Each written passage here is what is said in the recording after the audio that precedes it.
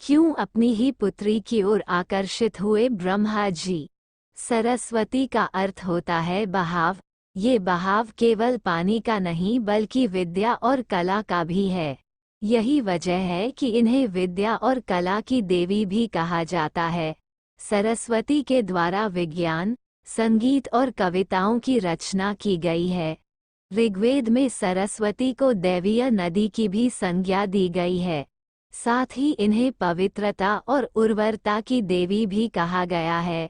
सरस्वती को अन्य नामों से भी पुकारा जाता है, जिनमें भागेश्वरी, शत्रुपा, ब्राह्मी, पृथुदर, बकदेवी, बिरज, शारदा आदि प्रमुख हैं।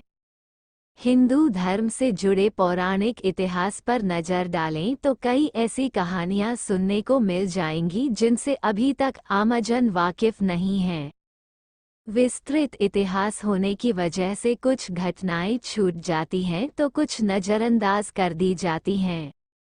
इन्हीं कहानियों में से एक है सृष्टि के रचयिता ब्रह्मा का अपनी ही बेटी के साथ विवाह करने की घटना। ये बात तो हम सभी जानते हैं कि त्रिदेव के हाथों में ही इस सृष्टि की बागडोर समाहित है। ब्रह्मा के पास सृष्टि की रचना का दायित्व है तो विष्णु के पास संरक्षण का। वहीं देवों के देव कहे जाने वाले महादेव शिव को विनाश का जिम्मा सौंपा गया है। इसी विनाश के बाद फिर से शुरू होता है सृजन का चक्र। ब्रह्मा का अपनी ही बेटी के साथ विवाह करने की इस घटना का उल्लेख सरस्वती पुराण में वर्णित है। सरस्वती पुराण के अनुसार सृष्टि की रचना करते समय ब्रह्मा ने सीधे अपने वीर्य से सरस्वती को जन्म दिया था। इसलिए ऐसा कहा जाता है कि सरस्वती की कोई मां नहीं, केवल पिता ब्रह्मा थे। सरस्वती को विद्या की देवी कहा जाता है, लेकिन विद्या की यह देवी बेहद खूबसूरत और आकर्षक थी कि स्वयं ब्रह्मा भी सरस्वती के आकर्षण से खुद को बचाकर नहीं रख पाए और उन्हें अपनी अर्धांगिनी बनाने पर विचार करने लगे। सरस्वती ने अपने पिता की इस मनोभावना को भांपकर उनसे बचने के लिए चारों दिशाओं में छिपने का प्रयत्न किया, लेकिन उनका हर प्रयत्न बेकार साबित हुआ। इसलिए विवश होकर उन्हें अपने पिता के साथ विवाह करना पड़ा। ब्रह्मा और सरस्वती करीब 100 वर्षों तक एक जंगल में पति पत्नी की तरह रहे। इन दोनों का एक पुत्र भी हुआ जिसका नाम रखा गया था स्वयंभू मनु।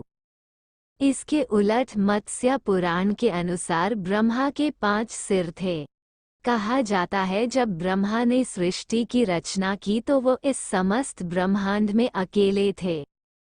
ऐसे में उन्होंने अपने मुख से सरस्वती, सांध्य, ब्राह्मी को उत्पन्न किया। ब्रह्मा अपनी ही बनाई हुई रचना सरस्वती के प्रति आकर्षित होने लगे और लगातार उन पर अपनी दृष्टि डाले रखते थे। ब्रह्मा की दृष्टि से बचने के लिए सरस्वती चारों दिशाओं में छिपती रहीं, लेकिन वह उनसे नहीं बच पाईं। इसलिए सरस्वती आकाश में जाकर छिप गईं, लेकिन अपने 5वें सिर से ब्रह्मा ने उन्हें आकाश में भी खोज निकाला और उनसे सृष्टि की रचना में सहयोग करने का निवेदन किया। सरस्वती से विवाह करने के पश्चात सर्वप्रथम मनु का जन्म हुआ। ब्रह्मा और सरस्वती की यह संतान मनु को पृथ्वी पर जन्म लेने वाला पहला मानव कहा जाता है।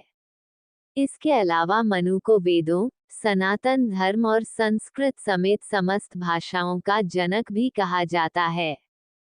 प्रजापति ब्रह्मा का अपनी ही पुत्री के प्रति आकर्षित होना और उसके साथ संभोग करना अन्य सभी देवताओं की नजरों में अपराध था। सभी ने मिलकर पापों का सर्वनाश करने वाले शिव से आग्रह किया कि ब्रह्मा ने अपनी पुत्री के लिए यौनाकांक्षाएं रखीं, जो कि एक बड़ा पाप है। ब्रह्मा को उनके किए का फल मिलना ही चाहिए। क्रोध में आकर शिव ने उनके 5वें सिर को उनके धड़ से अलग कर दिया था। शिव पुराण के अनुसार ब्रह्मा के सर्वप्रथम 5 सिर थे, लेकिन जब अपने 5वें मुख से उन्होंने सरस्वती, जो कि उनकी पुत्री थी, को उनके साथ संभोग करने के लिए कहा तो क्रोधावश सरस्वती ने उनसे कहा कि तुम्हारा यह मुंह हमेशा अपवित्र बातें ही करता है, जिसकी वजह से आप भी विपरीत ही सोचते हैं। इसी घटना के बाद एक बार भगवान शिव अपनी अर्धांगिनी पार्वती को ढूंढते हुए ब्रह्मा के पास पहुँचे तो पांचवें सिर को छोड़कर उनके अन्य सभी मुखों ने उनका अभिवादन किया, जबकि पांचवें मुख ने अमंगल आवाजें निकालनी शुरू कर दी। इसी कारणवश क्रोध में आकर शिव ने ब्रह्मा के पांचवें सिर को उनके धड़ से अलग कर दिया। थैंक यू दोस्तों, अगर यह वीडियो आपको अच्छी लगे तो प्लीज़ लाइक करें, शेयर करें, कमेंट करें और हमारे चैनल को सब्सक्राइब करें। Thanks for watching.